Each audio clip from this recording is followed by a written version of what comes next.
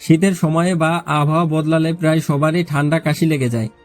চিকিৎসকের কাছে যাওয়ার আগেই কিছু খাবার দিয়ে আপনি স্বাভাবিকভাবেই উপশম পেতে পারেন।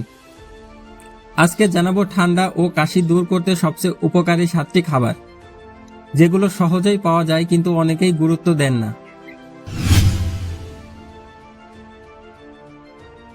আদা চা।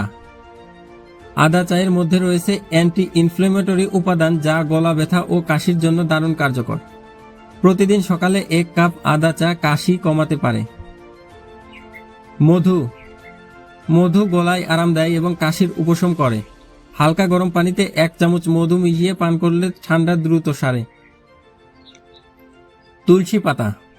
তুলসী পাতায় রয়েছে অ্যান্টিভাইরাল উপাদান। তুলসী পাতা ফুটিয়ে খেলে ঠান্ডা কাশি ও সর্দিতে আরাম পাওয়া যায়। রসুন।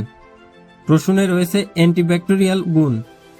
1-2 কোয়া কাঁচা রসুন চিবিয়ে খেলে বা রান্নায় ব্যবহার করলে রোগ প্রতিরোধ ক্ষমতা বাড়ে। গরম স্যুপ। মুরগির স্যুপ বা সবজির গরম স্যুপ গলার ফুসফুসে ভাব দূর করে এবং ঠান্ডা লাগা থেকে মুক্তি দেয়। কালো জিরা। কালো জিরা শরীর গরম রাখে এবং ঠান্ডা উপশমে দারুণ কার্যকর। কালো জিরা ও মধু মিশিয়ে খেতে পারেন সকালে ও রাতে। লেবু ও ভিটামিন সি সমৃদ্ধ ফল।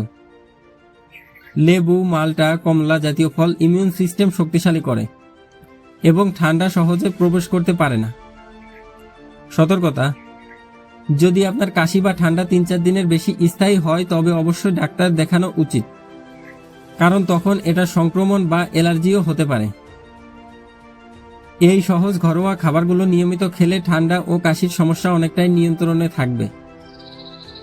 ভিডিওটি ভালো লাগলে অবশ্যই লাইক দিন, কমেন্ট করে জানান আপনি ঠান্ডা হলে কি খেয়ে থাকেন, আর চ্যানেলটি সাবস্ক্রাইব করুন যেন এমন স্বাস্থ্য টিপস মিস না হয়।